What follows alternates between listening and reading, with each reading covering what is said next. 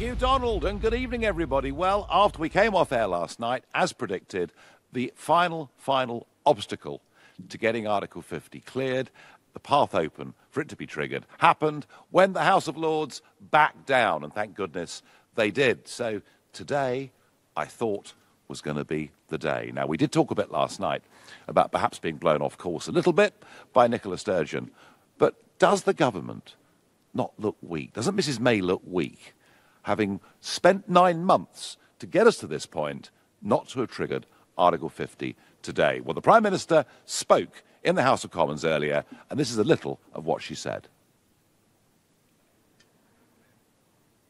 No, we haven't got a clip. I'm sorry, I apologise for that. Well, whatever. She spoke to the Commons today, and it was, I have to tell you, somewhat lacklustre. She says it's all on course. And we're going to try and get the clip again. Let's listen to the Prime Minister. So we remain on track with the timetable I set out 6 months ago. And I will return to this House before the end of this month to notify when I have formally triggered Article 50 and begun the process through which the United Kingdom will leave the European Union. This will be a defining moment for our whole country as we begin to forge a new relationship with Europe. Well, that's fine. We've heard it all before, but why don't we just get on with it? I mean, goodness me, we're still paying in a net £30 million every single day. So the sooner we trigger Article 50 and get out of this club, and it's a lot of money, isn't it? Have a look at this building behind me. This is where all your money's going. I mean, there's plenty of it. Oh, and by the way, I'm in Strasbourg. This is replicated in Brussels. Oh, and I nearly forgot. There's also a European Parliament HQ in Luxembourg as well. So I want us to stop paying all this money. I want us to be free of what I see as this political prison. I think the government looks very weak by saying it's going to be another couple of weeks before we trigger Article 50. But I wonder what you think, and I wonder what Steve in Camden thinks. Steve, good evening. Evening, Nigel, but I think it's actually a cool game she's playing. It's the Rome Treaty, the anniversary, I believe, isn't it, next week or the middle, in between? It's on the 25th of March, that's right, yes. Right. Well, I think either she's going to let them have their moment of glory before she brings in our Brexit. I have a feeling that anniversary is the key to the delay at the moment. Well, you know, you're absolutely right, Steve. It is 60 years since the Treaty of Rome was signed, and, you know, who could argue against a project of post-World War II, World War I, and the Franco-Prussian War, you know, reconciliation. But why would she wait until after that to do it? Is it a matter of respect, in your view? Well, I think it could easily be that, but I think it might be that she thinks she'll get better attention after they've had their moment in the limelight. Well, Steve, you say that, but I would say this to you. The European Parliament is in full session. Tomorrow morning, in that chamber, there will be the Commission President, Mr. Juncker. There'll be Donald Tusk from the European Council. There'll be the Prime Minister of Malta. There'll be the Prime Minister of Italy. I mean, tomorrow is a big moment in this place, you know, with over a week to go until the 60th anniversary. And I think, actually, it wouldn't have been a bad thing to trigger Article 50, to have a big debate tomorrow in this place with all the key players, and, Steve, to get this on the agenda for the big European summit of 28 leaders of European countries on the 6th of April. By delaying, it means we can't actually have a serious conversation until the next European summit. And that's going to be maybe in May, but certainly in June. So it could actually be a year after we voted to leave before we sit round the table and start the negotiation. So, Steve, I take your point. You know, she may be playing a diplomatic game, but equally, do you get why people like me, after 9 months, are getting a bit frustrated? Well, I know why you're impatient, Nigel. I think a lot of people are impatient, but I just think that the hitch in the Lords was what has blown the timetable. It would have been ideal if we could have got it served for the 9th in order to catch this meeting. This week. But when I heard, it was obvious they weren't going to make that when the Lords messed about with their amendments, and they were determined to put their little mark on it. And I think they all look very silly, actually, because I don't think Nick Clegg gains in stature from the what he's been on about. I mean, it's just so ridiculous. And you have to ask yourself, Steve, why are there 100 life peers in the House of Lords for the Liberal Democrats? I mean, it's extraordinary. It's extraordinary. But Steve, I would say this to you. David Cameron was absolutely explicit in the run-up to the European referendum that if we voted to leave, he was going to trigger Article 50 by the 28th of June. Now, I accept that he stood down the morning after the referendum, and there were a couple of turbulent weeks before Theresa May got into office. But frankly, Steve, I have little sympathy for the government's difficulties, whether it's with the High Court, the Supreme Court, or the House of Lords. They should, in my opinion, have triggered Article 50 in July of last year, late summer of last year, and we would by now be midway through our negotiations. Yeah, well, when he stood down, he put things into purdah for a while, didn't he? It just kind of... Well, it put it back a couple of weeks, Steve. But my concern with this is I do actually think that Mrs. May and this government look weak. They look like they haven't got a proper plan. They look like they're dithering. And by not triggering Article 50 early, they finished up with a legal challenge. And now all the obstacles are cleared, and they're still not getting on with it. I take your point, Steve. She may be playing a game of diplomacy.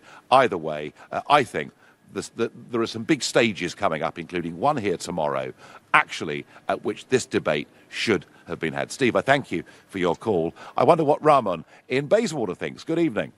Hi, Nigel. Hi. I was quite annoyed with your impatience. Like, I voted Leave as well in this referendum, and I'm on your side here. But do you really think the civil service is in the position to negotiate something which is never done in the last 60 years? Such a large task. Oh, I wouldn't ask the civil service to do it. I'd get rid of most of them, and I'd sack most of the Foreign Office as well.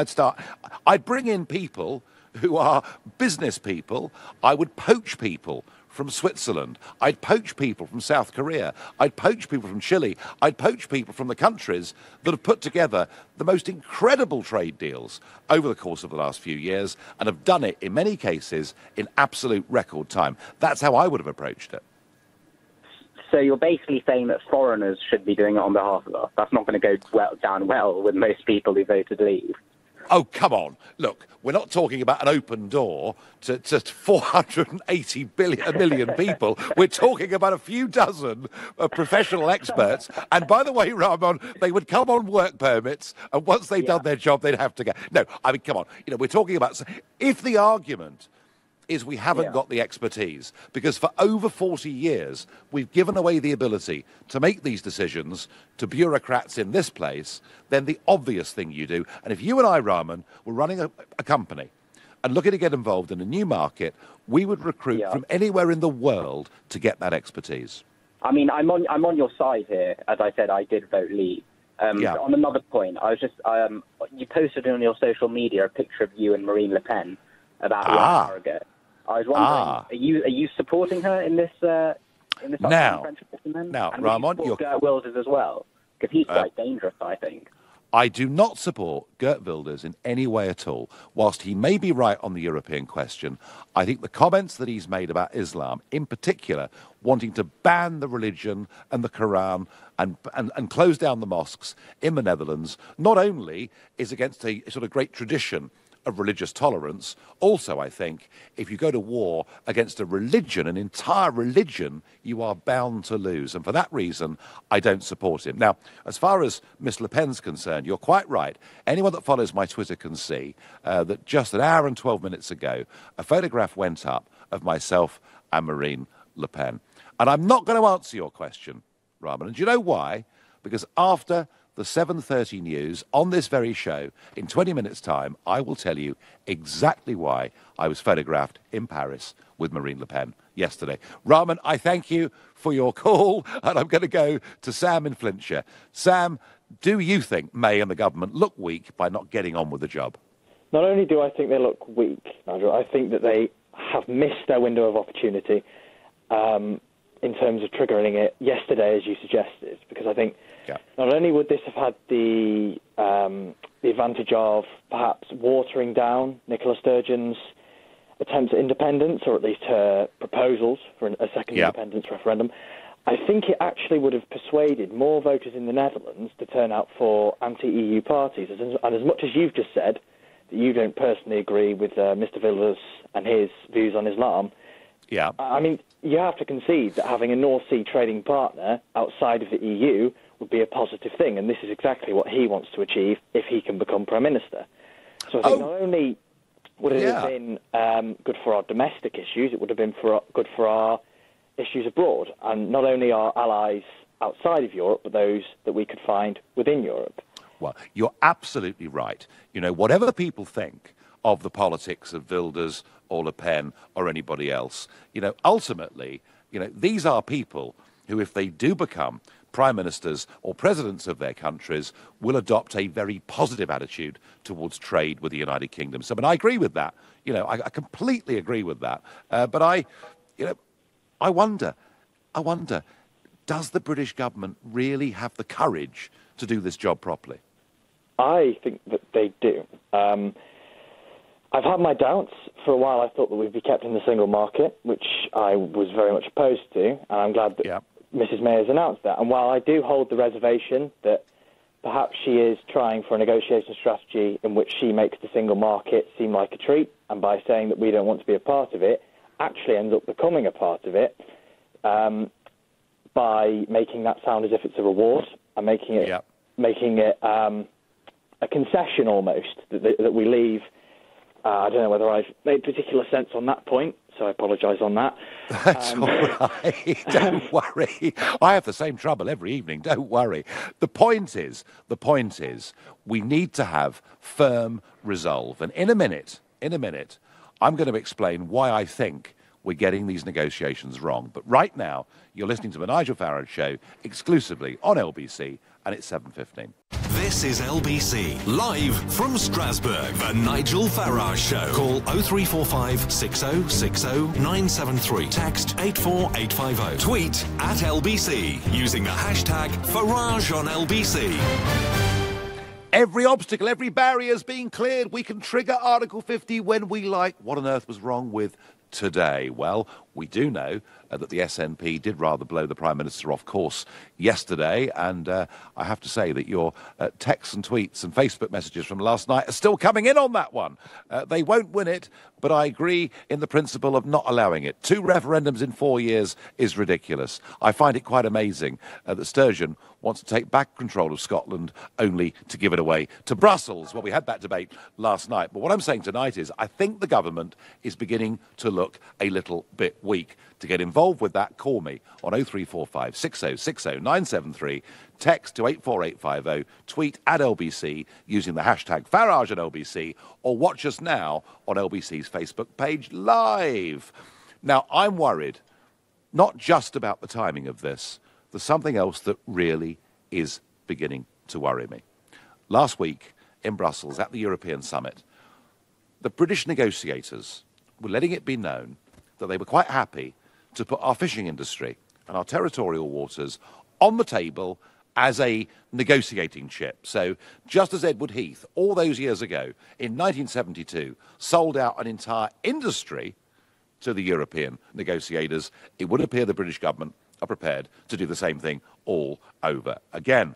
Add to that the fact that the Prime Minister and the government appear to want to keep us inside something called the European arrest warrant, whereby any British citizen, without the production of any evidence, can be taken off to a Bulgarian jail or a Greek jail. And it happened to a North London boy called Andrew Simiou, left in a hellhole somewhere in Greece without any evidence ever being presented, and then released a year later without charge. No, they intend to keep that, despite the fact it goes against every fundamental principle of British common law that we've had since, I would say, Magna Carta. And worse still, David Davis, who I guess you'd think is sort of the hard nut of the government when it comes to Brexit, gave a speech in Lithuania 3 weeks ago in which he said that after we leave, there could be transitional arrangements that might mean that there'll be free movement of people could go on well into the 2020s. So here's my problem. Not only do we look weak by delaying, but we're appearing to want to give concessions even before we fired the starting gun and sat round the table. And I don't believe that'll work. I've been in this building, I've been in these institutions now for over 18 years.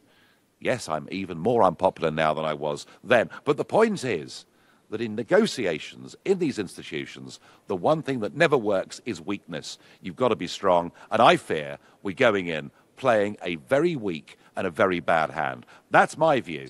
Maybe Paul in Cheshire is going to tell me that is completely and utterly wrong. Good evening, Mr. Farage. A delight to talk to you. First-time caller. Evening. Good evening. Well, first-time caller, fire away, Paul. Tell us what you think. Well, I do agree with a lot of what you've just said there. I do want to put you right on a few things, because I know that a few people have called your show previously about this myth about if we haven't left the European Union by the 31st of March, that we're stuck. Article 16, QMV, doesn't apply to our exit. So I think it's really important that we get that point out there, first of all. It only actually refers to the exit deal, where it goes to the quality majority vote. So which of course, the exit deal, of course, does go to, I'm not going to confuse everybody, but a qualified majority vote of all the other 27 member states.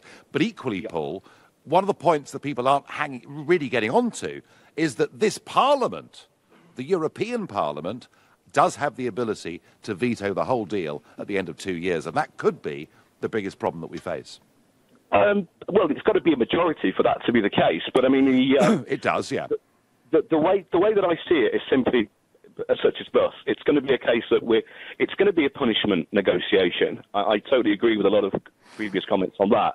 I think the likelihood is we're going to have to walk away from the table in order to get a deal, if that makes sense to you, because, quite frankly, the European Commission are going to be the people leading the negotiations. And as I see it, the supranational policies that they advocate are way more important than the objectives, say, from the European Council or the European Parliament. European Commission are unelected. You know, they can't be kicked out, they can't be replaced. So that's the way that I see it. And I think what's going to happen when the Brexit negotiations do start in 6 weeks from when we invoke Article 50, you're going to see a huge conflict of interest and clashes within the European Union themselves, a power control, essentially. That's maybe going to work in our advantage, because the European Union going into self-destruct, I think maybe a lot of the Remainers are going to actually see what you and I have probably seen for a very, very long time. The reason that I voted to leave had nothing to do with immigration. I just know what's going to be happening within the European Union from 2020. This is the next phase of the superstate. Yeah, and let alone, Paul, the problems in the Eurozone, but the fact that now the diplomatic row with Turkey means that Turkey is going to withdraw the deal that they had to try and hold back the huge migrant tide. With the summer coming, I can see that being right back on the agenda, by sort of August, September of this year. No, Paul, they've got huge problems, but I would just say this. You're right about the European Commission being unelected, but this building has elections in May 2019, just a couple of months after we should have left the European Union. And one of the things we should be doing is we should be forming an alliance with European businesses, car manufacturers, wine producers, chocolate makers, call it what you will, whoever it is, to put pressure on politicians to say to them, if you do a bad deal, if you do a punishment deal on Britain, the people you're really going to hurt are us, the workers, for whom the United Kingdom is our best export market in the world. Now that, I think, would be quite a clever strategy, wouldn't it? Do you think, though, that the reason that... I mean, I personally disagree with you that there's a delay. The Prime Minister has always said it's going to be the end of March. Hang on. It's been 9 months, Paul. It's a 9-month delay. I get that fully. I mean, and I know that on the 24th of June you wanted to invoke Article 50 immediately. There has to be preparation for this, because, you have to go out, you have to ask businesses what they want from the deal. There's going to be 18 months of negotiation time only for the 2 years. Now, if you're invoking Article 50 on the 24th of June, then you're going to spend a good few months recruiting the civil servants, the solicitors that you need in order to do this process. It's a massive, massive process, as I'm sure that you are fully aware. But by waiting... But by waiting, we gave room for Gina Miller, the House of Lords, and everybody else. Paul, I accept that they could have had a few weeks, but I think the fact the government, the Cameron government, the Osborne government, didn't have a plan B, had put nothing in place in terms of contingency, was, I believe, a dereliction of duty. Paul, you made some great points. To prove our internationalism, we're now going to Norman, who is calling in from Dubai. Norman, good evening.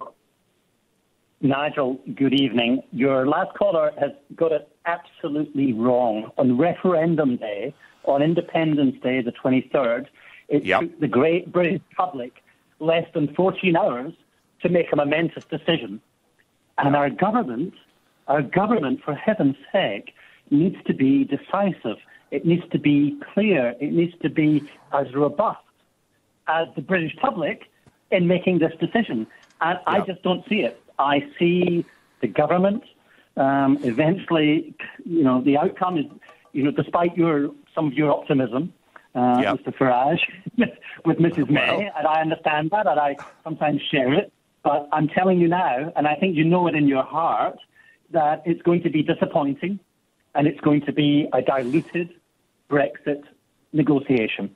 That is what you're going to get from the Conservative Party. No one is holding their feet to the fire. UKIP is not represented at all by Mr. Carswell or anyone else. No one is holding them to account. And the Labour Party are not doing it at all, are they? Absolutely not. And the referendum vote, it wasn't simply a vote about leaving undemocratic, protectionist political structure. It was actually a no confidence vote by most people voting for Brexit in our political establishment, in our established political parties. We no longer have confidence in them. And it's coming out.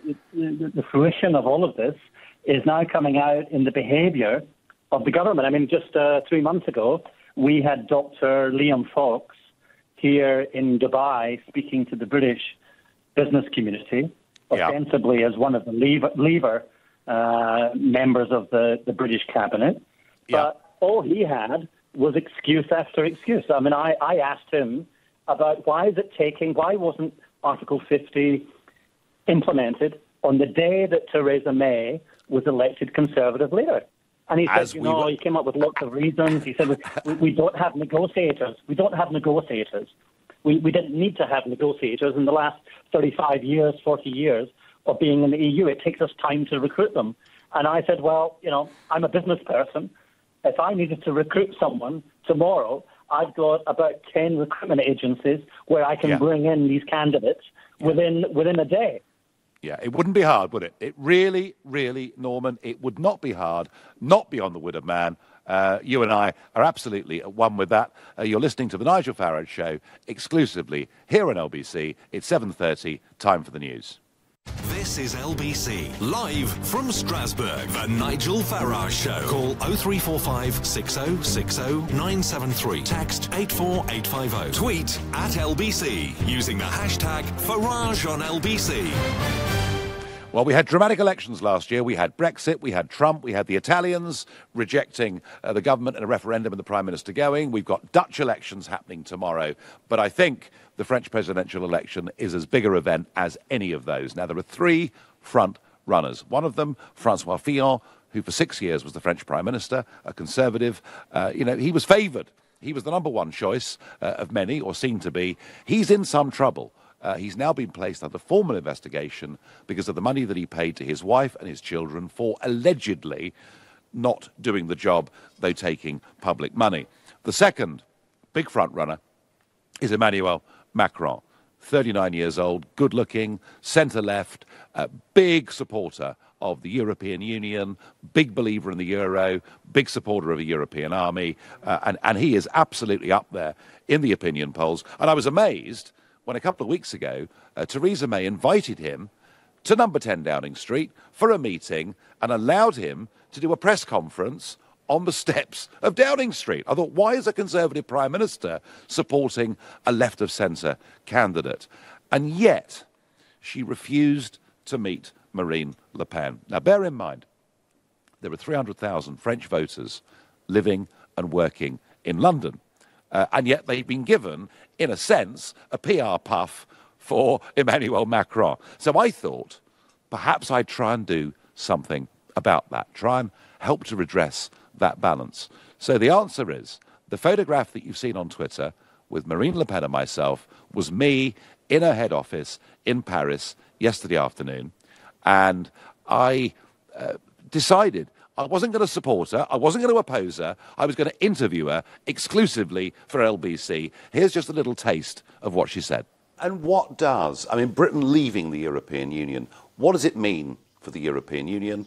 What does it mean for France, and in particular for this election?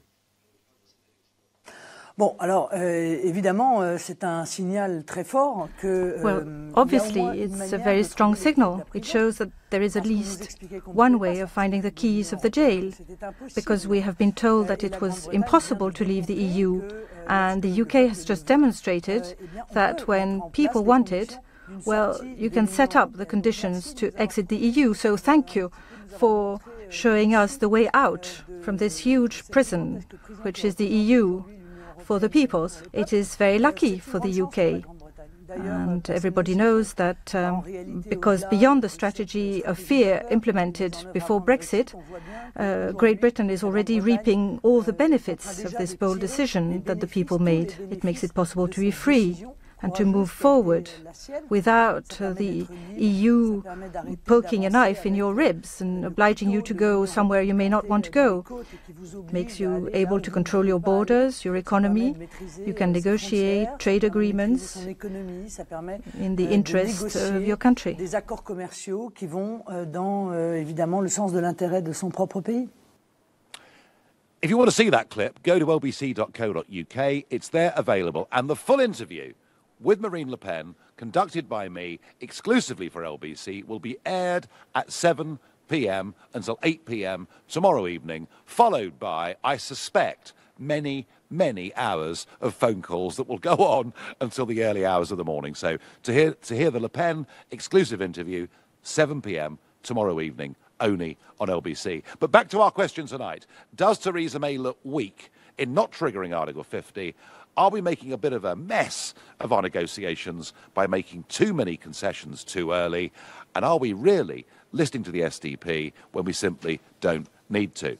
That question I'm going to ask to our next caller, who is Andy. Andy in Cardiff. Andy, good evening. Good evening. So what do you think, Andy? I think that it's a bit of both. I don't think it's a mistake, but I don't think it's good either. I think the fact, by now, I've called in a few times, that Theresa May, I can be very critical of with every move she makes, and putting the fisheries policy on the table, or the possibility of it, is a huge mistake. However, if it's an opening stance in a negotiating bid, I can see it becoming a fishing by licence kind of end game for the EU in our waters. But on the flip side of that, I can also see you, Nigel, having a huge grin on your face tomorrow, the day after, and in the coming week. I think that this is a play by Theresa May after a conversation in the summit with Tusk and Juncker that's going to result in Tusk and Juncker standing in front of the Parliament tomorrow in the EU and actually dampening down their hardline approach to all the EU nations that are sitting there in front of them. And I think this is the purpose of having that meeting at the summit. Andy, I get that. And where I'm going to agree with you is this. If you look at tomorrow's Daily Telegraph, you might just see an article written by someone suggesting these ideas. But what I'm now picking up is that there's almost an alliance now building of businesses across the EU, be they banks or chocolate manufacturers or whatever they are, and they are beginning to say to their own leaders, their own local politicians, the bosses like Juncker, whenever they can access them, they're beginning to say, do you know what? No deal hurts us a lot more than it hurts the United Kingdom. So I actually think, Andy, that despite the bluster of the Verhofstadts and people like that, I actually think we're now in actually a quite good position. And I think when you're in a good, strong position, you don't start to make concessions in the corridors, until you've actually formally sat down around the table. So, Andy, I'm with you. I think there is a softening in tone here. I think that's good news. I think it's led by European business, but I don't think we've got our tactics right in terms of making concessions before we even start. I agree with you 100%. I think, like I say, it's a huge mistake, even though the end game could be different.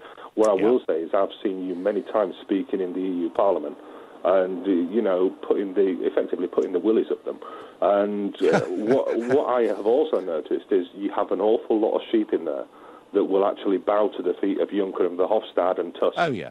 And they do whatever they say without question, even if their own country are saying, please do this for us. They will look at Tusk and Juncker. Andy, these people get a good salary, right? They get invited to a never-ending round of lunches, dinners, champagne receptions, breakfasts, games of golf, you name it. And do you know what? When you finish in this Parliament for the day, and by the way, can you see behind me, everyone's gone home now, but when you leave the building as an MEP, there's a massive fleet of chauffeur-driven cars downstairs who'll take you to your restaurant, to your hotel or whatever. The point is, Andy, most people in this institution have got a lifestyle way better than they could ever expect in the private sector back in their member states. They like it. They are, you know, even those that come here a bit Eurosceptic tend to get bought off by the lifestyle. Well, I'm really looking forward to being first in the queue outside the EU Parliament with his camera to actually watch the for lease sign go up on that building. Well, I tell you what, when you are, come and see me, Andy, and we'll have a drink. And I thank you for your call. And I wonder what Luke in Colchester thinks. Luke, good evening. No, we've lost him, but we're going to go to Tom in Didcot, who is still there, I think. Tom, good evening. I am indeed. Hello, good evening, Mr. Farage. I'd like to ask about this. What necessarily is that makes Theresa May weak when she's just won such a massive vote within the Commons? I mean, only one MP has gone against the party whip. I mean, I personally think it'd be a far better approach to deliberate with Cabinet and formulate a plan before releasing that to the press and making herself the sort of, you know, UK president to put her in the best position to negotiate a good trade deal.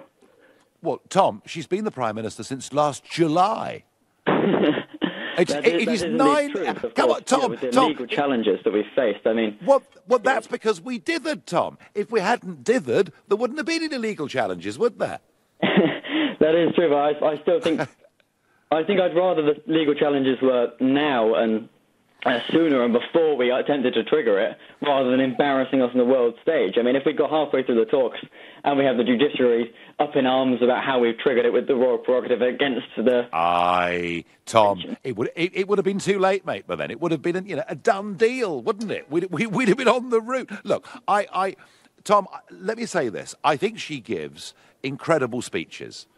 She stands up, she gives very strong speeches until today in the Commons, which wasn't so much, but she's given some very strong performances on this. She's given amazing reassurance. David Davis has done exactly the same thing. He was very good on the television this weekend. It all sounds wonderful, and then you look at what they're doing. It's dithering, it's shilly-shallying, and it's making these concessions that I talked about just 10 minutes ago. And I just think it gives the impression of being a little bit weak, Tom. What do you think? Well, I think those concessions are exactly what we need to go into negotiations with. I mean, they seem like we're shooting ourselves in the foot now. But, I mean, if you've got... I'm mainly thinking from the perspective of France. So if Le Pen and such win and we have this sort of surge of anti-EU sentiment throughout the countries, I mean, I think if we come an approach that's not necessarily completely 100% Eurosceptic, but...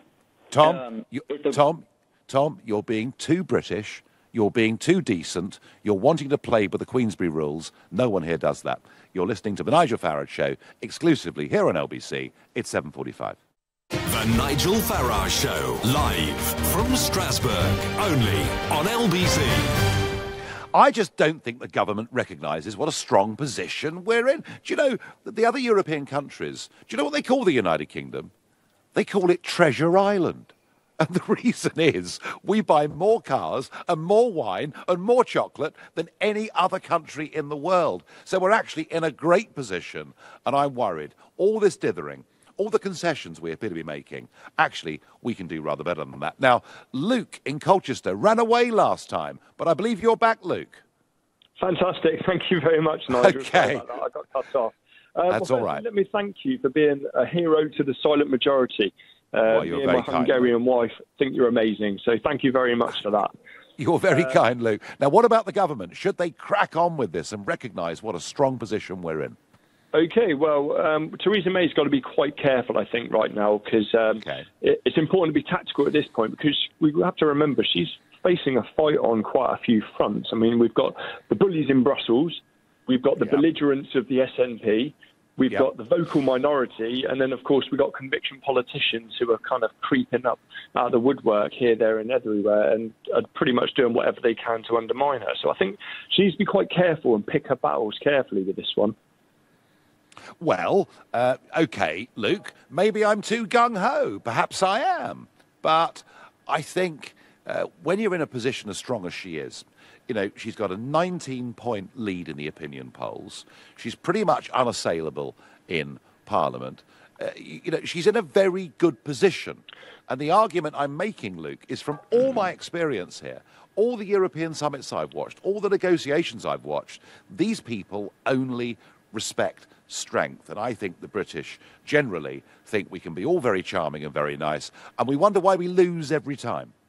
But I think the truth of the matter is, I think she needs to be careful not to squander any kind of tactical debating or kind of discussion, any sort of advantage she's got here. She needs to be quite careful and really pick her fights, I think. So, all right. Yeah, whilst I agree with you to a point. Yeah. No, I take your point, Luke. You're saying that she needs to exercise a little bit of caution and to play the game clever. Fine, Luke, thank you for your call. Now, I just made the point about how different politics in Europe is compared to the United Kingdom. Let me tell you something. Commercial radio is very, very different across the rest of Europe. And earlier on today, just before coming on air with you, I did an interview with a programme called La Zanzara. It's broadcast by Radio 24. They're an Italian daily programme. It's presented by two Italian journalists, Giuseppe and David. Just have a listen to what Italian talk radio is like. You are destroying Europe. You are destroying Europe. Well, I've made a start. I've knocked a couple of bricks out the bottom of the wall. But don't worry, the rest will come tumbling down. Hai capito cosa ha detto? Ha detto no, non ho capito cazzo. Repeat, please, because his English is like Renzi's English. So... Okay. So what I'm saying is, I've managed to knock out the bottom two bricks in the wall marked European Union. They've gone, and I'm hoping the rest of it will just come tumbling down. Dai, traduci, vai, traduci. Conte, qualcuno che Conte, traduce. la Manuela Conte. Dai. Ha dato? Why you are here, not in London now? You don't stay here, because this is not your house, this parliament. Oh, no, there's real fun to be had here. Oh, just you wait. This is going to be the most amazing pantomime performance over the next 2 years. Because you know something? At the end of the 2-year negotiation, this Parliament could veto the whole Brexit deal. So I've got to be here to keep them on their toes.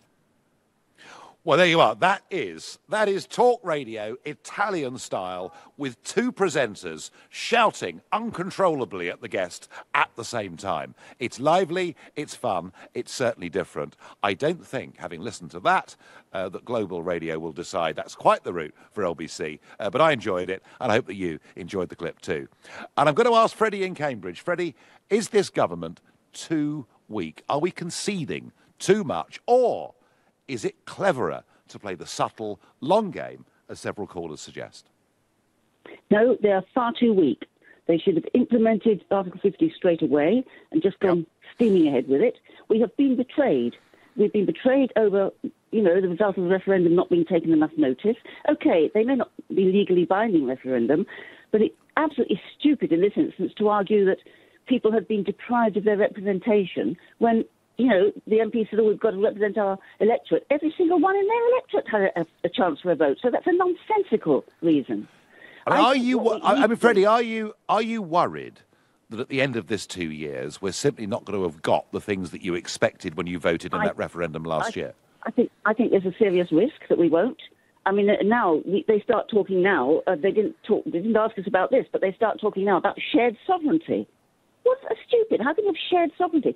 No, I think, quite honestly, we are strapped to a rotting corpse, and they don't want to let us go for fear that they will sink. Oh, hang on, Freddie. Who's the rotten corpse? Is it Brussels or Westminster? No, it's the European Union. the whole European Union. Westminster is just a boil on a carbuncle. What we need is come back. Oliver Cromwell, you are needed. Now, that's what I think. We should take Parliament on now. I've had enough of it. They think they're so special.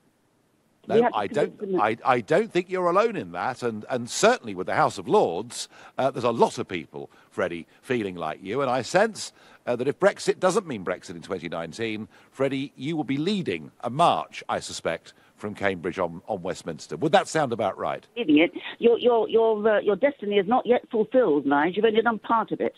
So you've got to hang around, make sure that if we don't get what we want on this Brexit, then I think we start a national campaign at the grassroots and we call for a constitutional change. And meanwhile, while we're calling for it, we can sit around and, talk sensibly about what we want to put right and how we would do it. Freddie, I'll make you a promise now, live on air, that when it comes to Brexit, if this is unfulfilled, I am going nowhere. And if I have to don khaki again, as it were, and get back in the front lines, Freddie, I will be there. And no doubt you will be by my side. Thank you. I wonder what Harrison in Loughborough thinks. Harrison, should she play the clever, subtle, longer game, or just as I think, get on with it? Hi, Nigel. Well, in a perfect world, you'd be Prime Minister, your Deputy Prime Minister. But I feel as though we have been playing the standoffish game, like you've said, and I think it has been clever. We've been able to assess our goals, what's to come next in terms of commerce, especially with the Commonwealth, the US, and potentially China, free trade agreements that could occur there. And at the same time, I also just want to get it over and done with and trigger the article. I mean, everyone's talking about downside and risk, or at least some people are. And I don't know whether you saw the figures yesterday, but our export figures for the last quarter of last year showed the highest growth for 10 years. So there's some really exciting, great things going on out there. And in particular, going on with British business outside the European Union. One of the Brexit bonuses is that the pound, which had been falling for the last couple of years anyway, that the pound fell a bit further, and it's making UK exports really competitive. And Harrison, the reason, and I think you and I are pretty much at one with this, but the reason that I am so excited about this, and I want to get it done, is there's a whole new world out there, including the Commonwealth countries, friends of ours, fast emerging economies, and I just think this is our chance to go global, to get back our self-confidence, and to be a great country again.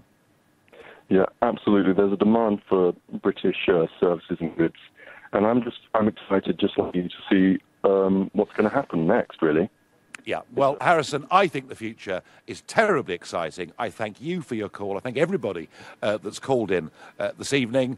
Two very clear opinions. Some think playing the long game, being subtle, giving a few concessions is what will work. I take the view that these people only ever respect strength, and that actually we're in a very, very good position. So tomorrow, between 7 and 8 o'clock, it is my exclusive interview with Marine Le Pen. She's currently in the lead in the opinion polls for the first round of the French presidential election. There are 13 or 14 candidates. 2 of them will go for a head-to-head. It'll all be decided in May. Tomorrow's interview, I think you'll find interesting, exciting. You'll get a real perspective on who Marine Le Pen is. You've been listening to the Nigel Farage Show here on LBC. Coming up at 10, it's Ian Collins, but I'm being a bit frustrated. Well, I know why you're impatient, Nigel. I think a lot of people are impatient, but I just think that the hitch in the Lords was what has blown the timetable. It would have been ideal if we could have got it served for the 9th in order to catch this meeting. This week. But when I heard, it was obvious they weren't going to make that when the Lords messed about with their amendments, and they were determined to put their little mark on it. And I think they all look very silly, actually, because I don't think Nick Clegg gains in stature from what he's been on about. I mean, it's just so ridiculous. And you have to ask yourself, Steve, why are there 100 life peers in the House of Lords for the Liberal Democrats? I mean, it's extraordinary. It's extraordinary. But Steve, I would say this to you. David Cameron was absolutely explicit in the run-up to the European referendum that if we voted to leave, he was going to trigger Article 50 by the 28th of June. Now, I accept that he stood down the morning after the referendum, and there were a couple of turbulent weeks before Theresa May got into office. But frankly, Steve, I have little sympathy for the government's difficulties, whether it's with the High Court, the Supreme Court, or the House of Lords. They should, in my opinion, have triggered Article 50 in July of last year, late summer of last year, and we would by now a project of post-World War II, World War I, and the Franco-Prussian War, reconciliation. But why would she wait until after that to do it? Is it a matter of respect, in your view? Well, I think it could easily be that, but I think it might be that she thinks she'll get better attention after they've had their moment in the limelight. Well, Steve, you say that, but I would say this to you. The European Parliament is in full session. Tomorrow morning, in that chamber, there will be the Commission President, Mr. Juncker. There'll be Donald Tusk from the European Council. There'll be the Prime Minister of Malta. There'll be the Prime Minister of Italy. I mean, tomorrow is a big moment in this place, with over a week to go until the 60th anniversary. And I think, actually, it wouldn't have been a bad thing to trigger Article 50, to have a big debate tomorrow in this place with all the key players, and, Steve, to get this on the agenda for the big European summit of 28 leaders of European countries on the 6th of April. By delaying, it means we can't actually have a serious conversation until the next European summit. And that's going to be maybe in May, but certainly in June. So it could actually be a year after we voted to leave before we sit round the table and start the negotiations. So, Steve, I take your point. She may be playing a diplomatic game, but equally, do you get why people like me, after 9 months, are getting...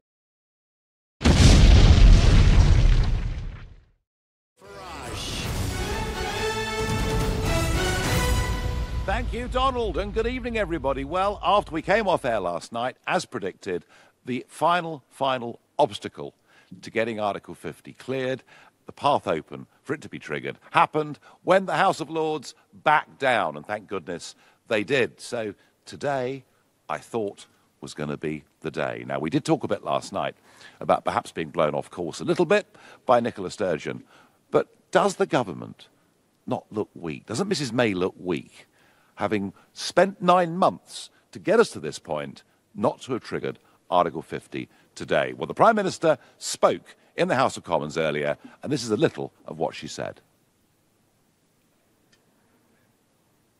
No, we haven't got a clip. I'm sorry, I apologise for that. Well, whatever. She spoke to the Commons today, and it was, I have to tell you, somewhat lacklustre. She says it's all on course. And we're going to try and get the clip again. Let's listen to the Prime Minister. So we remain on track with the timetable I set out 6 months ago. And I will return to this House before the end of this month to notify when I have formally triggered Article 50 and begun the process through which the United Kingdom will leave the European Union. This will be a defining moment for our whole country as we begin to forge... Now be midway through our negotiations. Yeah, well, when he stood down, he put things into purdah for a while, didn't he? It just kind of... Well, it put it back a couple of weeks, Steve. But my concern with this is I do actually think that Mrs May and this government look weak. They look like they haven't got a proper plan. They look like they're dithering. And by not triggering Article 50 early, they finished up with a legal challenge. And now all the obstacles are cleared, and they're still not getting on with it. I take your point, Steve. She may be playing a game of diplomacy. Either way, I think there are some big stages coming up, including one here tomorrow, actually, at which this debate should have been had. Steve, I thank you for your call. I wonder what Ramon in Bayswater thinks. Good evening. Hi, Nigel. Hi. I was quite annoyed with your impatience. I voted leave as well in this referendum, and I'm on your side here. But do you really think the civil service is in the position to negotiate something which it's never done in the last 60 years? Such a large task. Oh, I wouldn't ask the civil service to do it. I'd get rid of most of them, and I'd sack most of the Foreign Office as well. I'd bring in people who are business people. I would poach people from Switzerland. I'd poach people from South Korea. I'd poach people from Chile. I'd poach people from the countries that have put together the most incredible trade deals over the course of the last few years. A new relationship with Europe. Well, that's fine. We've heard it all before, but why don't we just get on with it? I mean, goodness me, we're still paying in a net £30 million every single day. So the sooner we trigger Article 50 and get out of this club, and it's a lot of money, isn't it? Have a look at this building behind me. This is where all your money's going. I mean, there's plenty of it. Oh, and by the way, I'm in Strasbourg. This is replicated in Brussels. Oh, and I nearly forgot. There's also a European Parliament HQ in Luxembourg as well. So I want us to stop paying all this money. I want us to be free of what I see as this political prison. I think the government looks very weak by saying it's going to be another couple of weeks before we trigger Article 50. But I wonder what you think, and I wonder what Steve in Camden thinks. Steve, good evening. Evening, Nigel, but I think it's actually a cool game she's playing. It's the Rome Treaty, the anniversary, I believe, isn't it, next week or the middle, in between? It's on the 25th of March, that's right, yes. Right. Well, I think either she's going to let them have their moment of glory before she brings in our Brexit. I have a feeling that anniversary is the key to the delay at the moment. Well, you know, you're absolutely right, Steve. It is 60 years since the Treaty of Rome was signed, and, you know, who could argue against